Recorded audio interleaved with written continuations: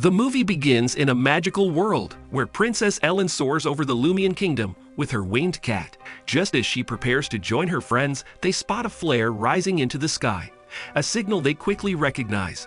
Her friends feel bad that Ellen must return to the castle so soon, but they reassure her they'll see her at her birthday celebration.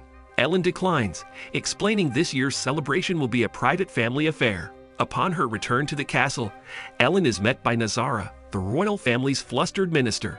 Apologizing for the abrupt summons, Nazara explains that the king and queen have requested an audience, a phrase that carries a completely different meaning now.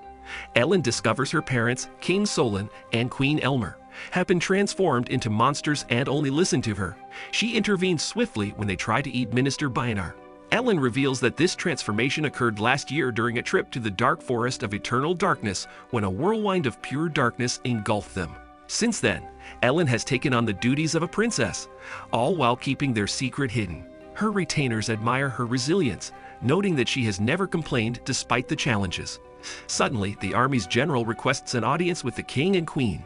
Bainar warns they cannot keep this secret forever, but Ellen fears what the general might do if the truth comes out. Nazara panics, saying they'd exhausted every excuse possible, while Bowler, boasting as the Minister of Communication, adds to the chaos. After dismissing them, Ellen retreats to her room, overwhelmed by the weight of secrecy. A horn sounds unexpectedly, signaling the arrival of the royal postmaster. He brings a reply from the oracles of the sun and moon, to whom Ellen had written for help. The letter announces that the oracles will visit to verify her claims, coincidentally on the princess's birthday. Later that night, Nazara reaches her breaking point.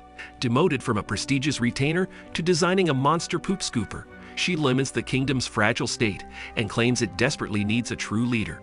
With Ellen about to turn 15, Nazara suggests a bold solution: stage her coronation as the new Queen of Luria.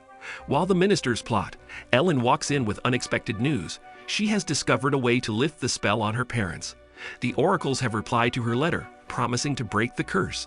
Bowler warns that if their plan fails, the kingdom will still need a proper ruler and pushes Ellen to agree to become queen. Ellen reluctantly agrees, provided they try the oracle's solution first. The next day, Ellen celebrates her birthday with only her closest advisors to keep their secret safe. They even attempt to disguise her monstrous parents for the occasion. The oracles of the sun and moon arrive, riding a giant toad, and Ellen greets them eagerly.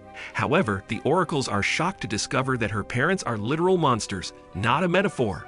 Sunny warns that time is running out to reverse the curse, but when he asks for the wand to perform the spell, Ludo admits he traded it for a magic fob. The fob, he explains, replaces all wands with one universal tool. Before the oracles can act, the queen swallows them whole but spits them back out, and the king chases them off. Panicked, the oracles flee on their giant toad, leaving Ellen in despair. Despite the chaos, Ellen begins to consider Nazara's proposal and asks her to start preparing for her to become queen. That night, she brings Kate to her parents as a peace offering for yelling at them earlier, but they ignore her completely. The following morning, Ellen wakes to a loud commotion and realizes she forgot to lock their cage. Her parents have escaped and are rampaging through the town. Ellen chases them into the city, where they wreak havoc on the kingdom. When the army corners her parents and prepares to attack, Ellen bravely steps in and reveals their true identities as the king and queen. Zanara supports her claim, but during a heated argument between her parents, Ellen gets injured. The soldiers capture the monsters, and the general declares that once Ellen ascends the throne, the creatures will be exiled to the farthest reaches of the world to ensure the kingdom's safety. The following day, the general commands her soldiers to escort the monsters out of the kingdom. Worried about her parents' fate, Ellen devises a plan with her pet, Flinks. She soon discovers that Flinks swallowed the magic fob from the oracles and uses it as part of their escape. Ellen activates the fob, causing the cages holding her parents to walk on their own, helping them flee. The general, realizing the escape, orders a pursuit. Although the kingdom's gates are sealed, Ellen clears a path using the fob. Furious, the general sends Zanara and Bowler on winged cats to track Ellen down. Bowler insists they are trying to rescue her, but Ellen refuses to listen. In desperation, Zanara drops Bowler onto Ellen to stop her. Ellen and her parents climb a massive tree to evade capture, but when Bowler falls, Ellen is shocked to see that he and Flinks have switched bodies. Using the magic fob once more, Ellen clears another path, losing the pursuing soldiers as they tumble into the dark forest of eternal darkness. Safely inside the dark forest, Ellen, Bynarr, and her parents regroup, though Bynarr frets about being stuck in Flinx's body. Ellen reassures him that the oracles can fix everything. Lost and unsure how to proceed, they follow Bynarr, who catches the scent of someone cooking pasta. The trail leads them to a disguised oracle home, hidden within what appears to be a giant owl's egg. Ellen eagerly meets the oracles, hoping they can finally reverse the curse on her parents. She returns the magic fob, believing it will aid in breaking the spell. However, Ludo reveals their magic is powerless to turn her parents back. Ellen pleads for another solution, and the oracles explain that only the king and queen themselves can undo the transformation. As Ellen begins to despair, Sunny and Ludo reveal that her parents became monsters because they lost the light within them. To restore them, they must travel to the Lake of Light, a sacred place atop a distant mountain. The oracles advise following the beacons of light that will guide them to the lake, where her parents may regain their true forms. Following the light, Ellen, Bynarr, and her parents come across a massive log they must pass through. Inside, they find a magical space where sounds materialize as physical objects. They experiment with this curious phenomenon until Bowler's negative words take form, ricochet around the walls, and strike the king. This triggers a fight between the king and Bowler. When Ellen intervenes, a wave of negativity strikes her, causing her parents to pause as they realize their fighting has hurt her. Frustrated by their constant quarrels, Ellen inadvertently summons a wave of darkness. Her parents stop arguing, realizing the harm they've caused, and as they reconcile, the darkness recedes.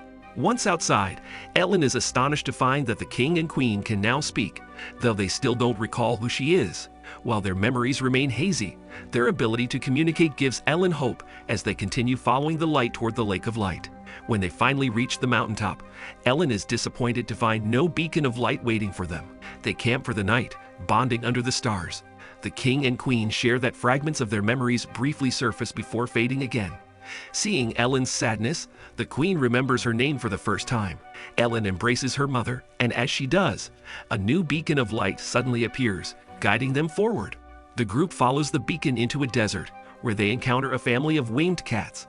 Ellen discovers that Bynarr is secretly leaving a trail to lead others back to them, and stops him. As they cross the desert, they realize that shadows make the sand behave like quicksand. The queen insists on taking a longer, safer route, but the king argues for a direct path. Ellen is forced to decide which side to take. Before she can choose, the army catches up to them, and the encroaching darkness stirs violent winds that halt the soldiers' advance and strand a baby winged cat. The group works together to rescue the kitten, and the darkness recedes once more. When the skies clear, the army regroups and resumes their pursuit. Ellen devises a plan to escape unnoticed. The king entrusts Ellen to the queen, choosing to stay behind and buy them time. Grateful for Ellen's help in saving its baby, the winged cat family creates a massive sandstorm, obscuring the soldiers' vision and allowing Ellen and her group to flee safely. Having escaped their pursuers, Ellen and her group traverse a cliff with towering rock formations. While Ellen tries to console Bowler, she becomes distracted, and they accidentally get separated from her parents. Stranded and unsure of their path, ominous eyes emerge from the shadows. The figures step out, revealing a colony of hundreds of Flinks. Bynarr suggests they use basic diplomacy, share a meal with the Flinks to earn their trust, and ask for help in finding her parents. Bowler balks at eating the worm-like food offered by the Flinks, declaring it far outside his adventurous eating limits. However, the Flinks roll the worm into a ball and present it to Bynarr, who reluctantly tries it, and to his surprise, enjoys it. The Flinks lead Bynarr and Ellen to their underground colony, where they briefly meet the Flinks king. After this, the Flinks guide them back to their companions. Once reunited, the group continues and arrives at a clearing where a herd of winged cats tends to their young. As Ellen plays with the kittens, the king and queen experience a rush of memories, finally remembering who Ellen is. They reunite as a family, much to Ellen's joy.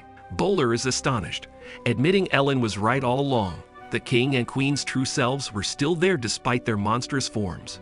While the family reconnects, Ellen spots the Lake of Light shimmering beyond the mountains. At last, Ellen, Bowler, and her parents reach the Lake of Light.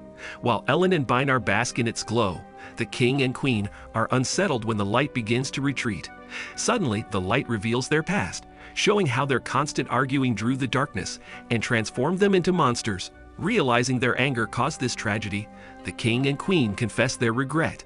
When Ellen invites them to join her in the light, her parents hesitantly explain that their arguing is what turned them into monsters, and while they wish to become human again, they no longer believe they can return to their old lives.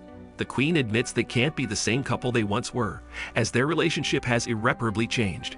Hearing this, Ellen breaks down, overwhelmed by their words. She lashes out, venting her frustration about how she had to step into their roles, suppressing her own feelings and growing up alone. She accuses them of thinking only of themselves, ignoring the toll it took on her. Her raw emotions summon the darkness once more, which engulfs her. The king and queen try desperately to reach Ellen, pleading with her. But consumed by fear that her parents' love for her will also fade, Ellen sinks deeper into despair. Before they can save her, the army arrives and captures the king and queen, binding their mouths and locking them in cages. The soldiers pull them away from the darkness that has claimed Ellen, leaving her trapped and alone. Worried about Ellen's disappearance, Zanara and the general scour the area, while Flinks, still in Bowler's body, leads the guards with monsters in tow. Bowler reunites with his fellow Flinks and requests their help in rescuing the king and queen. The Flinks surround the army, and although their attacks aren't deadly, they slow the soldiers enough for Flinks and Bowler to free the king and queen. As the general returns to her troops, the queen breaks free and commands the soldiers to lower their weapons. The king and queen, anxious for their daughter, explain that Ellen is trapped in a storm and beg for help in saving her. Meanwhile, Ellen, tormented by flashes of the past, grows increasingly frustrated as she hears her father's words repeating in her mind, telling her they can't return to how things once were. The king and queen call out to her, terrified that the darkness is slowly transforming her into a monster. Determined to save her, the king climbs the mountain and breaks through a cliff to pour the lake of light over her. Ellen is deeply moved to see her parents sacrificing their only chance to become human again in order to save her. As the darkness vanishes, her parents sincerely apologize for neglecting her and leaving her to fend for herself. They embrace her, confessing their love. In a burst of bright light, the king and queen return to their human forms. The kingdom rejoices, and Bowler and Flinks return to their original bodies. A year later, Ellen rushes back to the castle after seeing a flare shot into the sky. Zanara informs her that the king and queen have requested an audience, but it's revealed to be a clever ruse to bring her back to the castle, where a surprise birthday party awaits. The entire kingdom is invited to celebrate Ellen's special day, with even the oracles attending, expressing their pride in her growth. The king and queen present her with a new saddle, acknowledging that Ellen never had the chance to enjoy her time flying while taking on the responsibilities. Although her parents now live in separate castles, Ellen is happy to have them back, and her life returns to normal. She flies freely through the sky with her friends, the story closing on this moment of peace and happiness.